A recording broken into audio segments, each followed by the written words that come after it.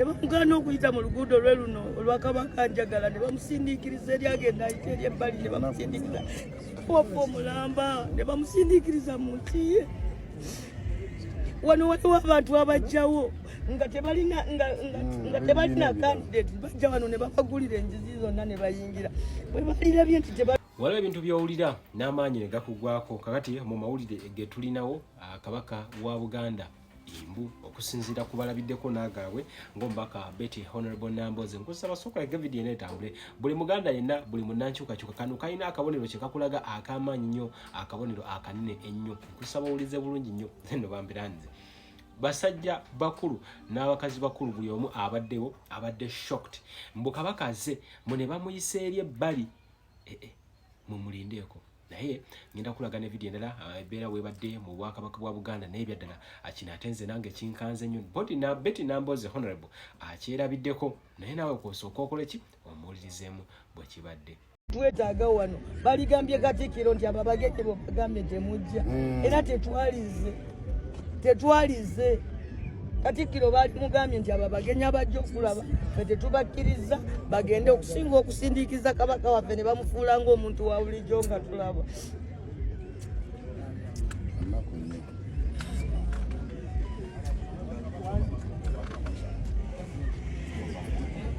Tubadde tuyingira alagidde bagulewo ne wafubutukayo omunene omulala bamuyita Mwami Lutwama n'agamba nnyingireko n'emmotoka emu eno wali fuulu kyokka mulaba wali empty.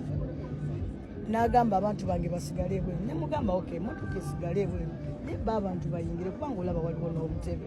N'agamba nedda already awano wali fuulu abantu basigale wali wabweru naye mugambye ffe tuli bannakyalo saagala kuleka abantu bange wabweru bagidde bagweko omutawaana n'agamba no basimbyewo ku biragiro byange era bajja kubeera seefu. Mbadde naakayingira nga mpulira endulu ebweru bazze n'obumotoka bungi nga bagamba bayingira mu motoka yange nga basikamu omwana muvubuka bamuyita Semakula nga bavuga nga bagenda naye gye bamututte simanyi. Buli gw'obuuza bwenfulumye oyo Mwami Lutwama kuba gwe mmanja omuntu wange yagambye nti nno bali under his care.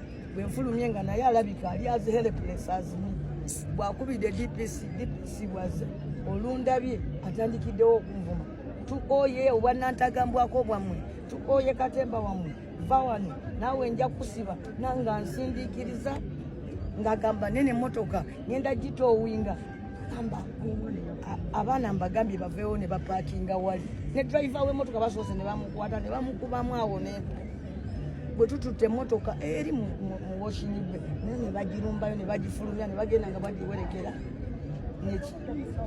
n'obwo bupikups bwabwe obujjudde basirikale. Simanyi n'abantu bange bwait naawe abalala gye bakola tebali naye okubonyaabonyezebwa okutuuka wano ennaku ennuma era ekinkabiza amaziga okuba Ssaabasajja Kabaka yennyini nga bamugaana okuyingira mu maka ge.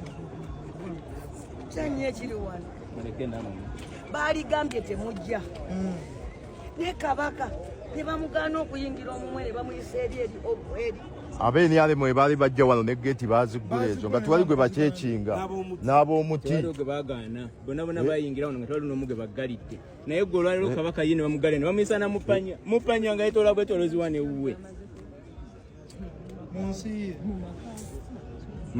makaago nga ngomala nakonko ne wakaawo nzize wano omwami gwe bayita Lutwama n'aŋŋamba ŋŋenda bakuuma babadde bamaze obbakiriyalingawo bayingire n'agamba baleke wano munda yejjudde kati omwana bamukutte bamubuzizaawo naye ne Lutwama yennyini mugamba omwana ng'aluwa naye yennyini atunula bw'ati ngenza ovaayo omusajja simanyi ye DPC ng'atandika okunvuma mutwale eri mulina impunity yammwe yatutama ne mugamba nze atannayogera naawe impunity gy'ogamba gye nnina eri luddawa. Abasajja tebatwagala ne mukwata Kabaka ne mumugaana okuyingira wano ne mumuyisa eri mbukwesesa bwe bamukubira yejjinja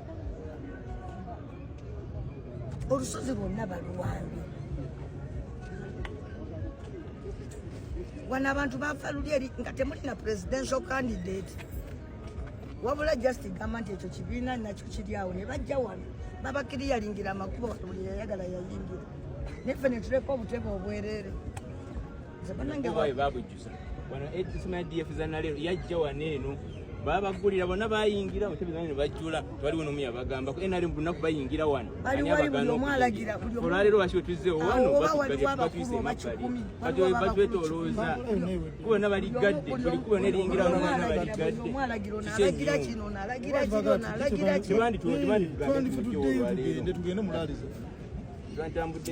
nti nebulange bagiwamba netumanya nayo bagiwamba akati abamuli ebifaananyi mubifunye wandala kubasiibula kyakubasanga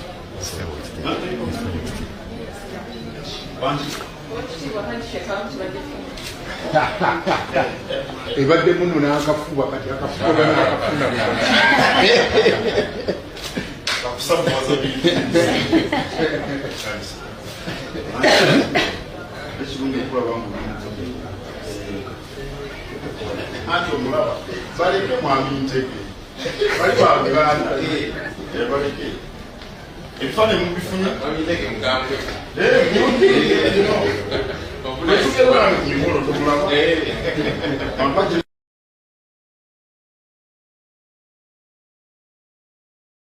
how powerful we are. They know how artists we can be influential. So the only way they can do, that's the only thing they can do to continue with their mission, to stopping, because they know if we are to represent people, we are the good, right example to do that. Yes, sir. Ensonga esookera ddala tetulina ddwaliro ku district level kyenyamiza ate kinakuwaza then n'okusingira ddala ekizibu ky'amazzi. We are still suffering with the problem of hard water, and it's such a shame and disgrace to our district that for 40 years people still drink water with cows.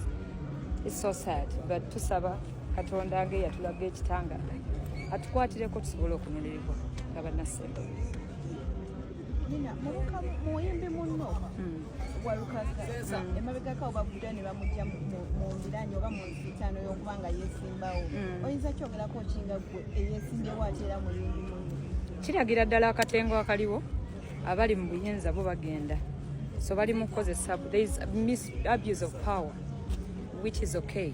We still saying we are so many nupu ngazi nnyo yasensera dda mu nsi yonna. We are glad that we tuli ffe tujja kukola ebyo bye yandikoze ate nga tumuli mabega tumanyi nti bino byonna bakola kulemesa nupu kugenda mu maaso naye gye bakoma okukikola gye bakoma otwongera amaanyi. Bwatutunuulira nnyo balinga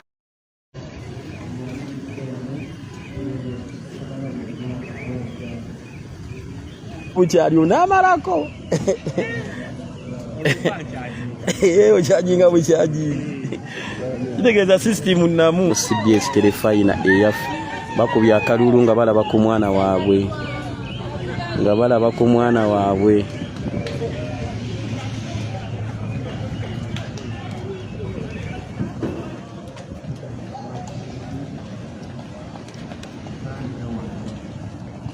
Alright, His Excellency Robert Kyagulanyi Ssentamu agenda kwanirizibwa ndabako abakulembeze b'omulubaga eno okusinga ndabako Chairman Fred Nyanzi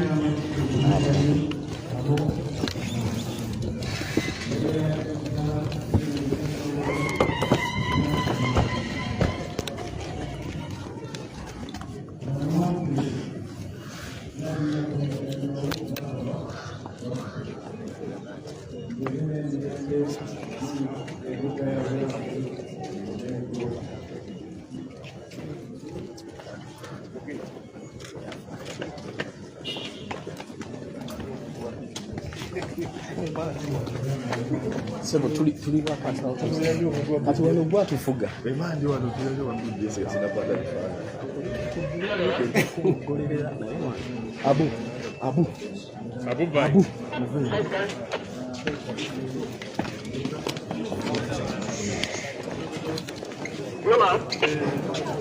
tambule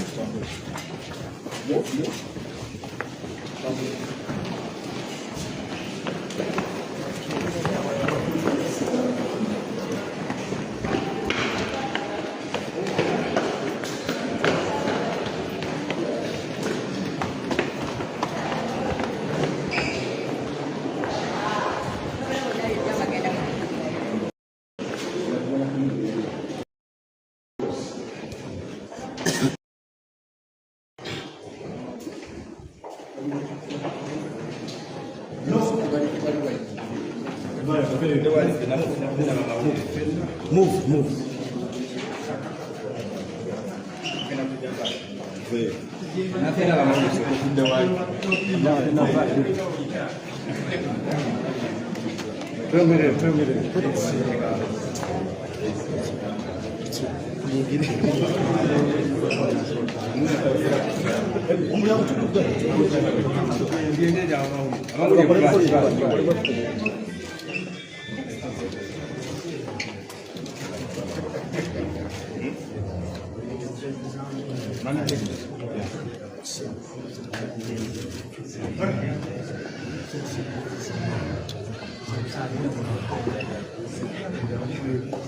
The rescue. Bimiriraho. Namayanja. Message kiri awasigale tujja kulia. Okay. Honorable Nasoro.